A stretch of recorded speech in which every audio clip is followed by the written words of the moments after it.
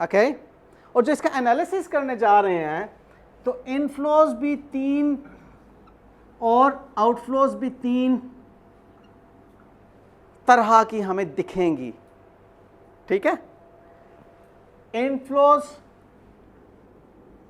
कुछ ऑपरेटिंग होंगी, कुछ इन्वेस्टिंग होंगी और कुछ फाइनेंसिंग होंगी, और आउटफ्लोज भी कुछ ऑपरेटिंग, इन्वेस्टिंग और फाइनेंसिंग होंगे। ओके कोई मुश्किल बात तो नहीं कर दी मैंने?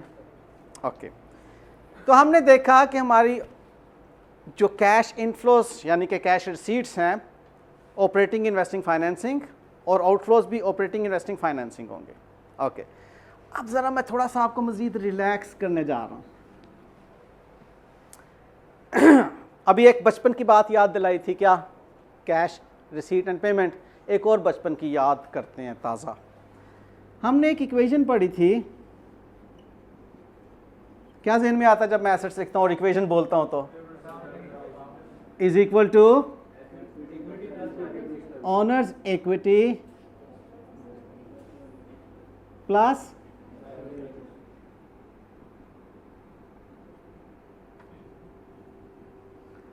लायबिलिटीज पढ़ी थी एक। ओके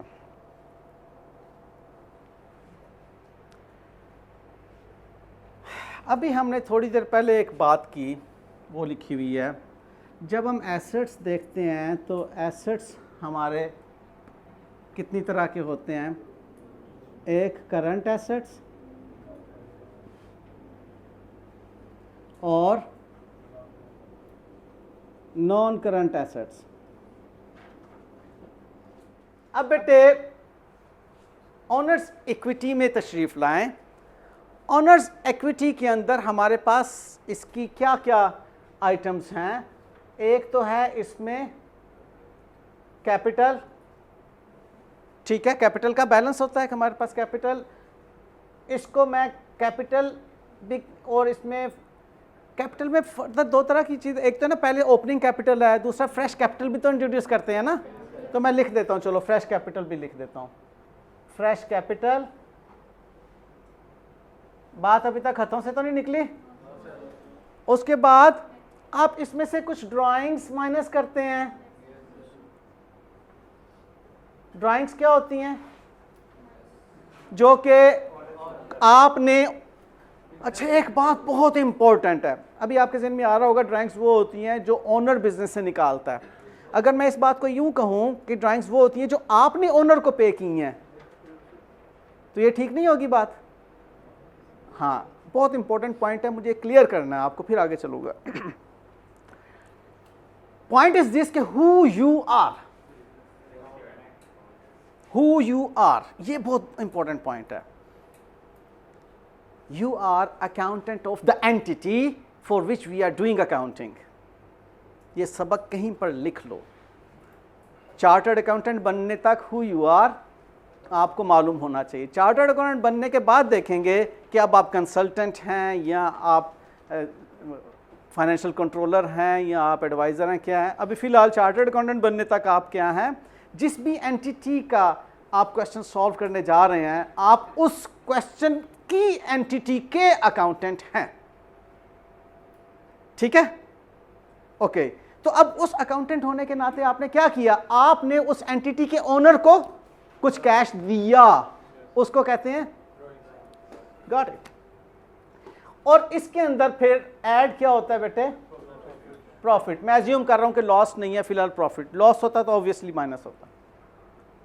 लायबिलिटी में तशरीफ लाएं। लायबिलिटी में दो तरह की हैं, एक करंट लायबिलिटीज और दूसरा नॉन करंट लायबिलिटीज।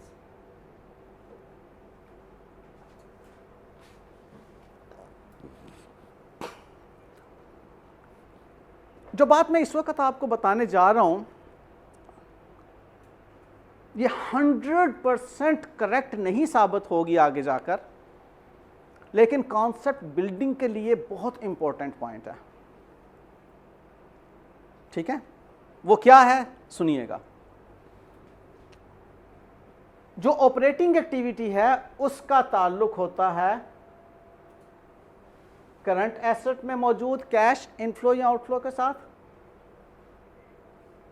प्रॉफिट में मौजूद कैश इनफ्लो या आउटफ्लो के साथ, और करंट लायबिलिटीज में मौजूद कैश इनफ्लो या आउटफ्लो के साथ। इसको अलग से भी कहीं लिख लो कि ऑपरेटिंग, अब देखो जरा थोड़ा सा मुश्किल होने लगा काम, लेकिन मैं इसको आसान करता हूं।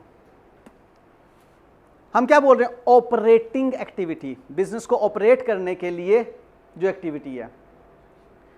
सेल्स होंगी तो बिजनेस में इनकम आएगी, तो हम बिजनेस के एक्सपेंसेस मीट कर सकेंगे।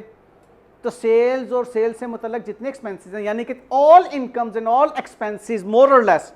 मैंने बेटे सबसे पहले एक बात अभी कही थी कि 100% बात करेक्ट नहीं है, लेकिन बुनियादी तौर पे कॉन्सेप्ट बिल्डिंग के लिए बहुत इजी फार्मूला है, इसलिए ध्यान में रखना। बाद में जाके इसमें कैसे एडजस्टमेंट्स करनी मैं आपको बता दूंगा। All incomes and all expenses आपकी ऑपरेटिंग एक्टिविटी में आ रही होंगी। करंट एसेट्स और करंट लायबिलिटीज से मुतल्लिक जितनी कैश फ्लोज होंगी वो ऑपरेटिंग एक्टिविटी में आ रही होंगी। फॉर एग्जांपल हमारे करंट एसेट में इन्वेंट्री आती है, इन्वेंट्री बेचनी होती है ना, तो जाकर कहाँ गिरती है वो, कॉस्ट ऑफ गुड्स सोल्ड में गिरती है। कॉस्ट ऑफ गुड्स सोल्ड कहाँ पे है, प्रॉफिट लॉस में बना हुआ है, तो ऑपरेशन से ताल्लुक हो गया उसका। हमारी करंट एसेट के अंदर अकाउंट्स रिसीवेबल आते हैं। अकाउंट रिसीवेबल की पैदाइश कब होती है, जब क्रेडिट सेल होती है। सेल्स कहाँ पड़ी हुई है, प्रॉफिट लॉस में पड़ी हुई है, इसका भी ताल्लुक उससे हो गया, ठीक है।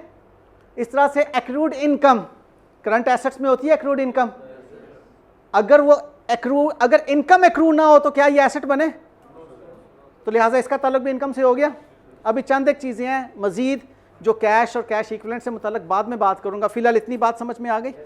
तो मोर और लेस करंट एसेट जो है उससे मुताल्लिक जितनी कैश इनफ्लोज आउटफ्लोज हो रही हैं वो कहां पर जा रही हैं, आपकी ऑपरेटिंग में। इस तरह करंट लायबिलिटीज को देखते हैं। करंट लायबिलिटीज में अकाउंट्स पेएबल आते हैं।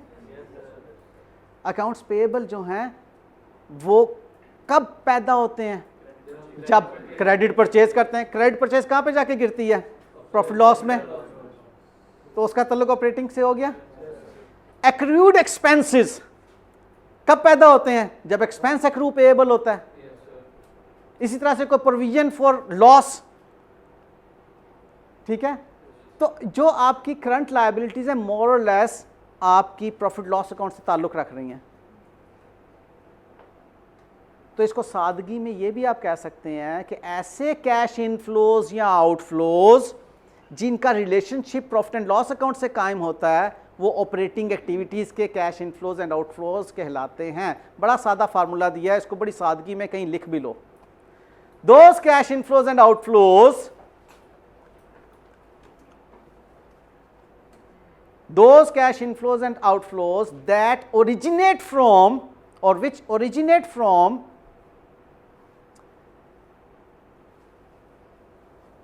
the profit and loss account or income statement or SOPL जो भी आप उसे कह लें,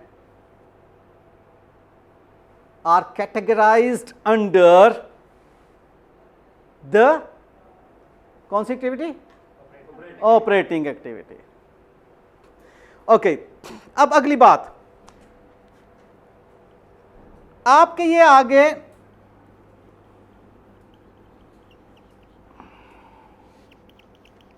नॉन करंट एसेट्स। अच्छा मुझे एक छोटी सी आप लॉजिक बताएंगे। अपना फोकस ज़रा इस बॉक्स पे रखना, मैं इसको थोड़ा सा शेड कर देता हूँ। फोकस आ रहा है इसके ऊपर,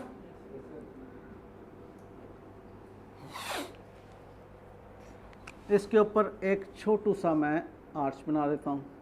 अगर मैं इसको कहूँ सोर्स ऑफ फाइनेंस, तो क्या किसी किताब में ऐसा पढ़ा है आपने? नहीं पढ़ा। सुन लो आप, कारोबार शुरू करने के लिए सबसे पहले कारोबार का मालिक कारोबार को क्या देता है? वो फाइनेंस होती है ना, बिजनेस को फाइनेंस किया जाता है ना। फिर वो बिजनेस जो है उस फाइनेंस की मदद से इन्वेस्ट करता है, एसेट खरीदता है, रिसोर्सेज खरीदता है।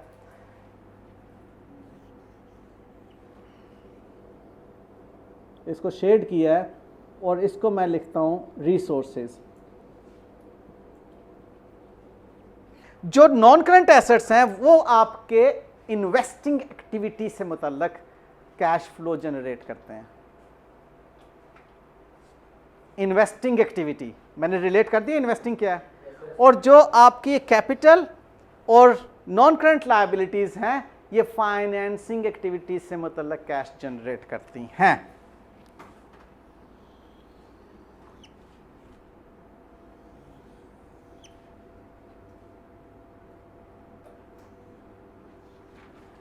इसको ऑपरेटिंग एक्टिविटी लेबल कर लो, इसको अभी मैंने आपको इतने प्यार से समझाया कि इसको इन्वेस्टिंग एक्टिविटी कहेंगे, जो यहां से कैश जनरेट होगा। ठीक है, तो हमें ऑपरेटिंग, इन्वेस्टिंग, फाइनेंसिंग समझ में आती है पक्की। मैंने जो आपको इस वक्त ये 4 असाइनमेंट क्वेश्चंस दिए हैं ये फाइनेंसिंग एक्टिविटी कैलकुलेट करने के लिए हैं।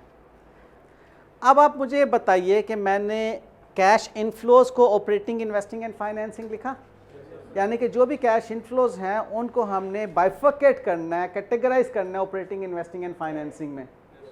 इसी तरह से जो आउटफ्लोज हैं उनको भी तो ऑपरेटिंग, इन्वेस्टिंग, फाइनेंसिंग में करना है ना। अच्छा, अब देखते हैं कि आउटफ्लोज में ऑपरेटिंग कौन सी है। आप बिजनेस के अकाउंटेंट हैं, ओके, आपने बिजनेस के स्टाफ को सैलरीज पे की, इसका ताल्लुक ऑपरेटिंग आउटफ्लो से है। आपने बिजनेस के लिए एक ओवन खरीदा, आपकी वो बेकरी है ना, कैफे शॉप है ना, कॉफ़ी मशीन खरीदी आपने, ठीक है, एसेट है, कैश आउटफ्लो हुआ, इन्वेस्टिंग एक्टिविटी है। आपने बिजनेस के ऑनर से जो फाइनेंस ली हुई थी उसको वापस कर दी, ड्राइंग है, कैश आउटफ्लो है, तो फाइनेंसिंग के हेड में एक कैश आउटफ्लो हो रहा है। ठीक है बेटे, बात समझ में आ गई, लॉजिकल है। इसी तरह से इधर आइए, फाइनेंसिंग को अब मैं ज़रा फोकस करने लगा क्योंकि अभी हमने असाइनमेंट फाइनेंसिंग की करनी है। आपने बैंक से लोन लिया, फाइनेंसिंग एक्टिविटी के अंडर कैश इनफ्लो हुआ, एम आई राइट? आपने वो लोन लिया हुआ जो था वापस कर दिया, फाइनेंसिंग एक्टिविटी के अंदर कैश आउटफ्लो हुआ। तो इट मींस व्हाट कि कैश इनफ्लो भी होगा और आउटफ्लो भी होगा, ऑपरेटिंग में भी, इन्वेस्टिंग में भी, फाइनेंसिंग में भी। ओके बेटे जान, put all your focus on this question. बहुत आसान सिनेरियो है, प्रैक्टिस असाइनमेंट नंबर 1 इन विच मैंने आपको एक प्रॉफिट एंड लॉस अकाउंट दिया, बड़ा सादा सा। सेल्स 50,000 की हैं, कॉस्ट ऑफ गुड सोल्ड 14,000 की हैं, ग्रॉस प्रॉफिट 36। अगेन अब ये ग्रॉस प्रॉफिट ज़्यादा है कॉस्ट ऑफ गुड सोल्ड का, तो मार्कअप 100% से ज़्यादा डेफिनेटली। ठीक है, ओके। एक्सपेंसेस जो उसमें से लेस हो रहे हैं उसमें ऑपरेटिंग एक्सपेंसेस 27,950 के हैं, इंटरेस्ट एक्सपेंस उसमें 800 है, और टोटल एक्सपेंसेस 28,750 माइनस करके आपको प्रॉफिट फॉर द ईयर 7,250 का आ रहा है। ओके, उसके बाद जी बैलेंस शीट है 31 दिसंबर X2 की, जिसका कंपैरेटिव दिया हुआ है X1 का साथ। ये बैलेंस शीट X2 की है लेकिन कंपैरेटिव पिछले साल का दिया हुआ है। बैलेंस शीट में हमारे पास नॉन करंट एसेट्स नज़र आ रहे हैं जिसमें प्रॉपर्टी, प्लांट एंड इक्विपमेंट है और लॉन्ग टर्म इन्वेस्टमेंट्स हैं। फिर हमारे पास कुछ करंट एसेट्स हैं जिसमें inventory, debtors, bank and cash हैं, ये करंट ही होते हैं। ये टोटल एसेट्स हो गए हमारे। फिर ऑनर्स इक्विटी में कैपिटल अकाउंट है जो पहले 30,080 का था, जो कि अब इस साल के एंड पर 48,130 का है। कंपैरिजन समझ में आता है। नॉन करंट लायबिलिटी में long term loan from bank है जो पहले 9,000 का था, अब 10,000 का है। ओके, नॉन करंट लायबिलिटी हमारे पास 9,000 की थी पिछले साल के एंड पर और इस साल के एंड पर 10,000 की है। और करंट लायबिलिटीज़ में हमारे पास क्रेडिटर्स हैं, short term loan from family है, बैंक ओवरड्राफ्ट है, इंटरेस्ट पेएबल है, एक्रूड एक्सपेंसेस हैं। और हमारे पास अदर इंफॉर्मेशन में क्या आ रहा है कि owner was not paid during the year for his personal use, यानी कि ड्राइंग्स ज़ीरो हैं इस मरतबा की। ऑनर ने कहा कि मैं इस मरतबा ड्राइंग्स नहीं करता जनाब, खैर है बिज़नेस, मुझे पैसे ना दे। हमें रिक्वायर कर रहा है cash flow from financing activity. मैं अभी बोर्ड पर नहीं आता, डिस्कशन के ज़रिए से लॉजिक्स को अप्लाई करते हुए मैं आपसे गपशप लगाऊंगा और आप उस गपशप में मुझे लॉजिकल आंसर्स दे रहे होंगे। सारा सिनेरियो ये है, इसके अलावा और कोई चीज़ हिडन नहीं है इसके अंदर। आप मुझे बताइए, सबसे पहले फाइनेंसिंग एक्टिविटी के लिए मुझे फोकस किस एरिया पर करना है? ऑनर्स इक्विटी कैपिटल पर, नॉन करंट लायबिलिटीज़ पर, बेसिकली इस एरिया पर मुझे फोकस करना है। ओके, एक दो और छोटी सी चीज़ें अब मैं डेविएट करूंगा। जो मैंने बुनियादी बात पहले की थी कि जो मैं कर रहा हूं, मैं बात को कॉन्सेप्चुलाइज करने के लिए आसान अल्फाज में कर रहा हूं, अब मैं उससे डेविएट करने जाऊंगा चंद एक चीज़ों के साथ, और वो लॉजिकल होंगी, आपको कोई मुश्किल नहीं आएगी। वेल, अब मुझे ये बताइए, मैं जो बात नॉन करंट लायबिलिटीज से उठाता हूँ बात को, मेरे पास नॉन करंट लायबिलिटी थी 9000 की, वो पिछले साल थी, और इस साल में मेरी 10,000 हो गई है लायबिलिटी। दरमियान में 12 महीने हैं ना, पिछले साल के एंड और इस साल के 12 महीने। हम स्टेटमेंट ऑफ कैश फ्लोज 12 महीनों की बना रहे हैं, जैसे प्रॉफिट लॉस अकाउंट 12 महीनों का बनाते हैं ना फॉर द ईयर एंडेड। हम इन 12 मंथ्स में देख रहे हैं कि हमें कितना कैश इनफ्लो हुआ, कितना कैश आउटफ्लो हुआ। अब मुझे बताएं लॉजिकली, आपका साल के शुरू में 9000 लायबिलिटी थी, साल के एंड में 10,000 हो गई, तो क्या लगता है आपको 1000 आपने फर्दर लोन लिया होगा, तो 1000 बिजनेस में इनफ्लो हुआ होगा। अगर इंटरेस्ट की बात में नहीं आती तो 9000 से अगर 10,000 हुआ है लोन, तो डेफिनेटली हमने मजीद कर्ज लिया होगा, और जब मजीद कर्ज लेंगे तो जरा अकाउंटिंग एंट्री थोड़ी सी याद कर लो, कैश डेबिट और लोन लायबिलिटी क्रेडिट ही होगी ना। तो कैश डेबिट का मतलब कैश इनफ्लो है ना, रिलेट हो रही हैं चीज़ें, ठीक है। हम थोड़ा थोड़ा बड़े लेवल के अकाउंटेंट बनना शुरू हो गए हैं। ओके, वेल, आगे चलते हैं। अच्छा, आगे मैं डायरेक्टली जंप करने लगा हूं एक पॉइंट पर। हमें इस पूरे पेज पर इंटरेस्ट कहां कहां नजर आ रहा है? हमें इंटरेस्ट एक्सपेंस नजर आ रहा है 800 का, ओके। उसके बाद नीचे इंटरेस्ट पेएबल नजर आ रहा है। ओपनिंग करंट लायबिलिटी में आओ जरा, ओपनिंग जो थी वो 800 थी और क्लोजिंग जो है 400 हो गया। अच्छा, पहले लॉजिकल बात करते हैं, बाद में मैं बोर्ड पर आने लगा हूं। लॉजिकल, प्लीज, जब मैं लॉजिकल कह रहा हूं ना, अपने आप को बिल्कुल रिलैक्स लेवल पर ले आओ। आपके ईयर के स्टार्ट पे कितना लोन पेएबल था? 800। इस साल में फर्दर लोन आपके ऊपर कितना एक्सपेंस, इंटरेस्ट एक्सपेंस कितना आया? इंटरेस्ट पेएबल था 800 और इंटरेस्ट फर्दर एक्सपेंस में कितना नजर आ रहा है? 800 ही नजर आ रहा है एक्सपेंस में 800 नजर आ रहा है। अब आप मुझे ये बताओ, यहां से मैं शुरू हुआ, मैं थोड़ा लॉजिकल टाइमलाइन ड्रॉ करता हूं। ये ओपनिंग है, ये क्लोजिंग है। ओपनिंग इंटरेस्ट लायबिलिटी मेरी है 800 की, ठीक है,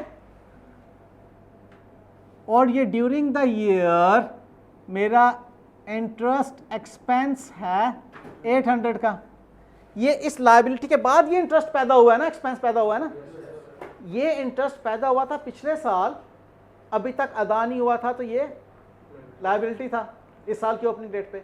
ये फिर एक और इंटरेस्ट एक्सपेंस पैदा हो गया, तो मेरी टोटल लायबिलिटी कितनी नजर आ रही है अब? 1600। यस और नो? बी लॉजिकल, अकाउंटेंट ना बनो अभी लॉजिकल मेरे से बात करो। साल के शुरू में मेरे ऊपर इंटरेस्ट पे करने का बोझ था 800 का, इस साल में मजीद इंटरेस्ट एक्सपेंस बन गया मेरा, तो मेरा 800 और 800 1600 मैंने पे करना है ना इंटरेस्ट। अब अगर साल के आखिर में मुझे पता चल रहा है कि मेरी लायबिलिटी 400 रह गई है, तो इसका मतलब है 1600 में से मैंने कितना पे किया कि 400। कितना लॉजिकल है बात, ठीक है। मुझे तो बैलेंस शीट डेट्स के मुताबिक चलना है ना। मेरी बैलेंस शीट पिछले साल की क्लोजिंग यानी कि इस साल का ओपनिंग, मेरे सर पे कितना बोझ नजर आ रहा है, आखिर में कितना नजर आ रहा है? इसको इस तरह चलें, इस तरह कर लेते हैं। साल के शुरू में 800 की लायबिलिटी थी, साल के आखिर में 400 की रहेगी। इसका मतलब है कि मैंने 400 की लायबिलिटी पे की होगी। प्लस मैंने 800 का ये इंटरेस्ट भी तो पे किया होगा ना, तो टोटल 1200 का इंटरेस्ट पे किया ना। अब इसको ज़रा हम अकाउंटिंग एंट्रीज में देख लेते हैं कि क्या इसका बनता है, टी अकाउंट क्या बनता है। ये देखो बेटे, इंटरेस्ट पेएबल, हमारे पास ओपनिंग बैलेंस जो ब्रॉड डाउन है वो कितना है, 800, और जो क्लोजिंग बैलेंस कैरी डाउन है 400 है। अब आप मुझे बताओ, जो इंटरेस्ट एक्सपेंस की एंट्री है ड्यूरिंग द ईयर, जो मेरा इंटरेस्ट एक्सपेंस है वो प्रॉफिट एंड लॉस में जो नज़र आ रहा है वो डेबिट होने की वजह से नज़र आ रहा है। अच्छा, इस 800 को इसके साथ रिलेट ना करना, ये इत्तफाक है कि दोनों 800 हैं, ये एक इंडिपेंडेंट 800 है, वो इंडिपेंडेंट 800 है, ठीक है। और ये इंटरेस्ट पेएबल होगा मेरा, तो इसका मतलब है कि मेरे ड्यूरिंग द ईयर किसी डेट को 800 मजीद लायबिलिटी बन गई। टोटल लायबिलिटी मेरी कितनी हुई, 1600। उसमें अगर ये पे हो चुकी है तो इसका मतलब है कि बाकी क्या है, कैश पेड 1200, और यही मेरी बैलेंसिंग फिगर है, और यही मेरी कैश आउटफ्लो है। अच्छा, अब आप मुझे एक चीज़ बताओ, अब वो डेविएट करने लगा हूँ, बुनियादी आसान बात से मैं पहली बात हट के आने लगी है। मैंने आसान बात की थी, जो कुछ भी प्रॉफिट लॉस में नज़र आ रहा है सबको ऑपरेटिंग में ले जाओ, माँ सिवाय इंटरेस्ट एक्सपेंस। कभी मैंने अब कुछ माँ सिवाय बोलने हैं, एक्सेप्शंस जो हैं या थोड़ी सी अदर देन दैट, ठीक है, एक्सक्लूडिंग। इंटरेस्ट एक्सपेंस जो है वो क्यों पैदा होता है, क्योंकि हमने फाइनेंस ली होती है। आपने बैंक से कर्जा लिया था ना, अगर बैंक से कर्जा ना लेते तो इंटरेस्ट ना देना पड़ता, तो लिहाजा इसका ताल्लुक बुनियादी तौर पे फाइनेंसिंग एक्टिविटी से जुड़ रहा है। एम आई राइट और रॉन्ग? तो इसलिए सारे के सारे प्रॉफिट एंड लॉस को उठा के ऑपरेटिंग में नहीं डालेंगे, बल्कि कुछ माँ सिवाय होंगे जो हम उसमें से निकालना शुरू कर देंगे। Got the point? तो लिहाजा इंटरेस्ट एक्सपेंस को जो होगा हम इस तरह से टी अकाउंट बनाएंगे, और हम देखेंगे कि ओपनिंग बैलेंस फर्दर कितना ड्यू हुआ, बाकी ड्यू कितना रह गया, का मतलब है कि इतना पे हुआ during the year. Cash flow के अंदर हम कंसर्न किससे हैं कि कैश पे कितना हुआ during the year, cash receive कितना हुआ ड्यूरिंग द ईयर। ये हमारा असल में कैश फ्लो स्टेटमेंट बनाने का कॉन्सेप्ट है। इनफ्लो एंड आउटफ्लो कितना है ड्यूरिंग द ईयर, इस 12 महीने में कितना, ओके। अब इस सवाल में आसानी क्या है, ड्राइंग है ही नहीं है, फ्रेश कैपिटल भी नहीं है, तो क्या रह गया, ओपनिंग कैपिटल में प्रॉफिट ऐड हुआ होगा और क्लोजिंग कैपिटल लेस हुआ होगा।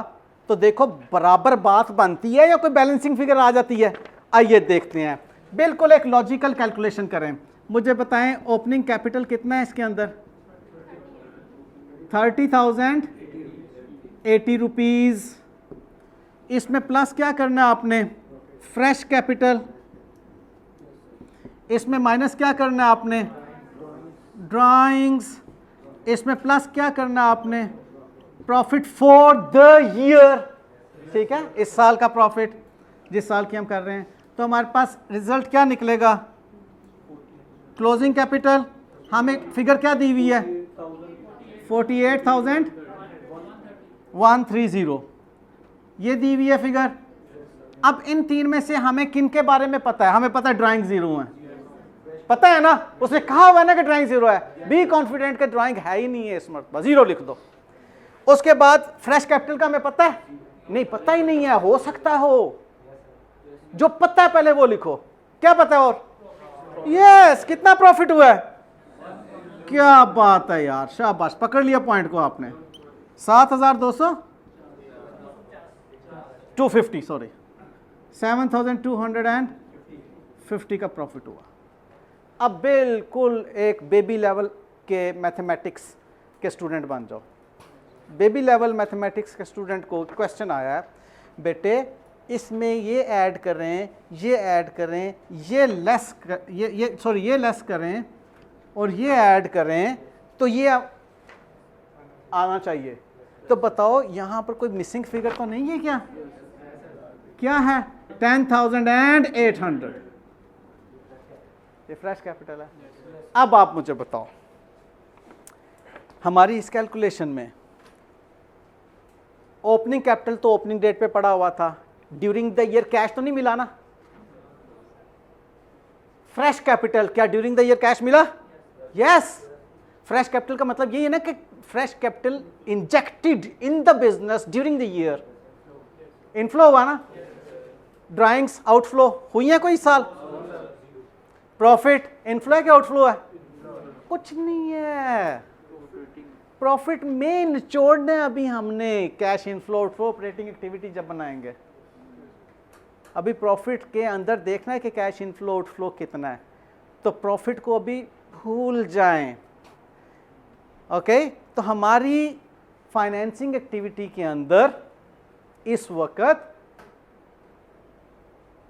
जो लिखी जाएंगी चीजें, financing activity for the year ended 31 December 2000x2, उसमें बताओ फ्रेश कैपिटल कितना आया हमें?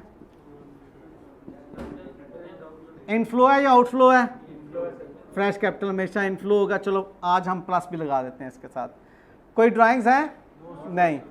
हमारा इसके अलावा लोन फ्रॉम बैंक, इस मरतबा कुछ हमने रिसीव किया? कितना रिसीव किया? ये भी कैश इनफ्लो है, ये भी कैश इनफ्लो है। और हमने इंटरेस्ट ऑन लोन पे किया इस मरतबा कोई साल में? इंटरेस्ट ऑन लोन कितना पे किया? 1200 पे किया, माइनस 1200। ब्रैकेट में लिख दो तो ब्रैकेट में लिख दो। ये हमारी फाइनेंसिंग एक्टिविटी इस असाइनमेंट में। कुछ रह तो नहीं गया बेटे इसमें? ये प्रैक्टिस असाइनमेंट नंबर 1 में फाइनेंसिंग एक्टिविटी हमारी यूं बनेगी। कुछ मुश्किल तो नहीं लगा? आज फर्स्ट टाइम पढ़ी है ना फाइनेंसिंग एक्टिविटी, तो मैंने आपको क्या बताया कि फाइनेंसिंग एक्टिविटी के अंदर हमारी ऑनर्स इक्विटी और लायबिलिटीज से मुताल्लिक चीजें आएंगी। अच्छा, एक पॉइंट इसमें रह गया, वो अब मैं आपको बताने जा रहा हूं। करंट लायबिलिटीज पढ़ें जरा, करंट लायबिलिटीज पढ़ें। मैंने अभी इसको बंद नहीं किया था। करंट लायबिलिटीज पढ़ें। करंट लायबिलिटीज में कोई ऐसी लायबिलिटी ढूंढें जिसका ताल्लुक प्रॉफिट एंड लॉस अकाउंट से नहीं जुड़ता। ये बहुत इंपॉर्टेंट पॉइंट है। आखिरी 5 मिनट में मैं ये पॉइंट आपके साथ क्लियर करना चाहूंगा। आप मुझे बताइए कि ये जो ट्रेड क्रेडिटर्स हैं, क्या इनका ताल्लुक, इनकी पैदाइश प्रॉफिट एंड लॉस अकाउंट की वजह से होती है? परचेजेस की वजह से होती है। वो कहाँ पड़ी हुई है? प्रॉफिट लॉस में पड़ी हुई है। Short term loan from family, आपने लोन लिया है फैमिली मेंबर से, क्या इसका ताल्लुक कहीं प्रॉफिट लॉस से जुड़ रहा है? नहीं जुड़ रहा। ये एक फाइनेंसिंग हुई है ना, लेकिन हुई है 6, 8, 10 महीनों के लिए, इसलिए नॉन करंट में नजर नहीं आती थी। लिहाजा फाइनेंसिंग एक्टिविटी में आना बनता है। ये वो आगे बात मां सिवाय जो मैंने आपको कहा था कि मैं वहां पर सारी 100% करेक्ट बातें नहीं कर रहा, कुछ चीजें अभी मैं बाद में उसको दुरुस्त करूंगा। तो तमाम करंट लायबिलिटीज ऑपरेटिंग के लिए नहीं वर्कआउट होंगी। ये आपको करंट लायबिलिटी नजर आएगी जो डायरेक्टली फाइनेंसिंग एक्टिविटी बन रही है। कर्जा लिया है ना अपने फैमिली मेंबर से। लिहाजा अब लॉजिकल हो जाओ। At the beginning of the year आपने देखा 0 लोन था, आपने फैमिली मेंबर से, भाई बहन किसी से कर्जा लिया ही नहीं हुआ था। साल के एंड पे पता चलो ओए ये तो 5000 है, तो लॉजिक क्या कहती है? कैश इनफ्लो हुआ होगा कि कैश आउटफ्लो हुआ होगा? ओ कमाल है यार बच्चे, कमाल है मान से। तो ये जनाब short term loan from family कितना है बेटे? 5000 कैश इनफ्लो। बात बनती है ना? ओके, अब जरा मैं करंट लायबिलिटीज को थोड़ा सा मुकम्मल कर दूं। बैंक ओवरड्राफ्ट, बैंक ओवरड्राफ्ट भी ऐसी एक इंफॉर्मेशन है, एक ऐसा बैलेंस है जिसकी पैदाइश प्रॉफिट एंड लॉस अकाउंट की वजह से नहीं होती। ये भी बैंक से एक लोन है, ठीक है। इसके बाद इंटरेस्ट एक्सपेंस, इंटरेस्ट पेएबल, उसको हम फाइनेंसिंग एक्टिविटी में ले चुके हैं, इंटरेस्ट पेएबल की चीज़ तो ले चुके हैं। फिर उसके बाद एक्रूड एक्सपेंसेस, एक्रूड एक्सपेंसेस की पैदाइश प्रॉफिट एंड लॉस अकाउंट की वजह से। रोला क्या आ गया? बैंक ओवरड्राफ्ट का। अच्छा, अब एक काम करो, अब एक जगह कुछ लिखो जो मैं लिखवाने जा रहा हूँ आपको। आप एक हेडिंग लिखो, cash and cash equivalents,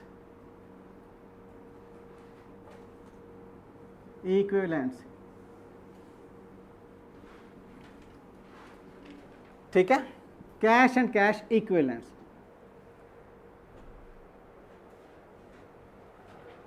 cash and cash equivalents में क्या आता है पहले मैं लिखूंगा, उसके बाद इस पर तकरीर करूंगा। एक आता है कैश इन हैंड, एक आता है कैश एट बैंक, एक आता है बैंक ओवरड्राफ्ट, और एक आता है very short term highly liquid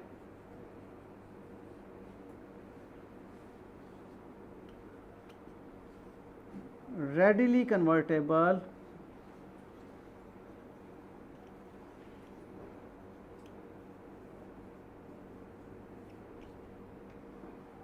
investments. तीन एट्रीब्यूट्स इसके साथ हैं।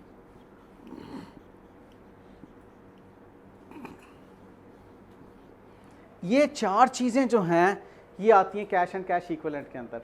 Cash in hand, cash at bank, bank overdraft and very short term highly liquid readily convertible investments. देखो बेटे, अगर कोई मुझसे कहता कि इस स्टेटमेंट ऑफ कैश फ्लोज का नाम रखो, नाम रखा है ना इसका, तो मैं इसका नाम statement of cash and cash equivalent flow रखता। इसमें सिर्फ और सिर्फ कैश का इनफ्लो आउटफ्लो नहीं हम देख रहे होते, इसमें हम बैंक में भी जो इनफ्लो आउटफ्लो हो रहा है वो भी देख रहे हैं। और ओब्वियसली बैंक में जब इनफ्लो आउटफ्लो होता है तो कभी बैंक ओवरड्राफ्ट बन जाता है, कभी हमारा पॉजिटिव बैलेंस आ जाता है। ओके, और इसी तरह इसमें हम वेरी शॉर्ट टर्म इन्वेस्टमेंट्स में जो इनफ्लो आउटफ्लो होता है उसको भी हम इसी में देख रहे होते हैं। इसलिए कैश का यहाँ पे अंडरस्टूड मतलब है कैश एंड कैश इक्विवेलेंट्स, इसमें इक्विवेलेंट्स भी आ जाएंगे। तो इक्विवेलेंट्स में ये चीज़ है, कैश इन हैंड तो है ही है, कैश एट बैंक भी है ही है, ओवरड्राफ्ट और ये कैश एट बैंक असल में एक चीज़ है, कभी वो डेबिट बैलेंस हो जाता है, कभी वो क्रेडिट बैलेंस हो जाता है, असल में तो वो एक ही बात है ना, आपने बैंक रिकंसिलिएशन पढ़ी हुई है। और ये वेरी शॉर्ट टर्म। यहाँ पर एक छोटी सी बात बहुत इंपॉर्टेंट जो ऐसे अंदाज में करूँगा कि इंशाल्लाह आप खुद मुझे जवाब देंगे। मैंने कहा कैश एट बैंक, अब मैंने बैंक में फिक्स डिपॉजिट करवाया हुआ है 5 साल के लिए। बताओ, अब 5 साल के लिए मैंने बैंक में जो फिक्स डिपॉजिट करवाया हुआ है वो कैश एट बैंक तो है, लेकिन क्या वो कैश एंड कैश इक्विवेलेंट में आएगा? नहीं, वो एक इन्वेस्टिंग एक्टिविटी नहीं है, मैंने इन्वेस्टमेंट की हुई है ना, उसमें इंटरेस्ट इनकम भी आएगी, तो इन्वेस्टिंग एक्टिविटी होगी ना, ठीक है। इसी तरह से ऐसा कैश भी इसमें नहीं आएगा जिस पे किसी ने रेस्ट्रिक्शन लगाई हुई है। मैंने रिजर्व के तौर पे किसी के पास कैश रखवाया हुआ है और उसको मैं यूज़ नहीं कर सकता, वो इनफ्लो आउटफ्लो में नहीं आ रहा, तो अनरिस्ट्रिक्टेड कैश इन हैंड जो होगा ना वो इसके अंदर आएगा, ठीक है। तो ये ज़िमनी बातें थी। फ़िलहाल मैंने जो बातें आपके साथ की हैं वो इस क्वेश्चन से मुतल्लिक़ कंप्लीट हैं। आपको मैं असाइनमेंट के तौर पर इसमें क्वेश्चन नंबर 2 और 3 भी दे रहा हूँ, बल्कि 4 भी हैं, यानी कि 3 क्वेश्चंस। बेसिक डाटा सेम है, मैंने डाटा चेंज नहीं किया ताकि आपको बार बार इसको पढ़ने में दिक्कत ना आए, ठीक है। बेसिक डाटा आपको देखें ज़रा एक नज़र, सेम चल रहा है, वही प्रॉफिट है, वही टोटल एसेट्स हैं, वही टोटल लायबिलिटीज़ हैं। नीचे अदर इन्फॉर्मेशन मैंने चेंज की है। सेकंड असाइनमेंट में मैंने ड्राइंग्स 60,000 की है और लोन फ्रॉम बैंक मैंने 3,000 किया, हमने मज़ीद लोन लिया, तो हमने मूवमेंट देखनी होगी कि अगर मजीद 3,000 दिया तो हो सकता है कुछ लोन वापस भी किया हो, तो इनफ्लो भी आउट हो रहा होगा, आउटफ्लो भी हो रहा होगा उसमें।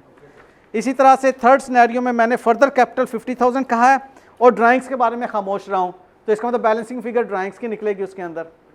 और इसी तरह से loan from bank amounting 5000 was paid during the year, कि लोन इतना कैश आउटफ्लो है, तो बाकी बैलेंसिंग फिगर कैश इनफ्लो की निकलेगी उसके अंदर। और इसी तरह से क्वेश्चन 4 के अंदर मैंने एक छोटी सी फनकारी लगाई है, नॉन करंट लायबिलिटीज़ के साथ 12% लिख दिया, ठीक है। वो अब आपने कैलकुलेट करना है कि 12% इंटरेस्ट कितना बनता है। वो थोड़ा सा डिफ़िकल्ट होगा आपको, लेकिन इंशाल्लाह ताला डिफ़िकल्ट लेवल्स भी हमें सीखना है। So thank you very much for the session.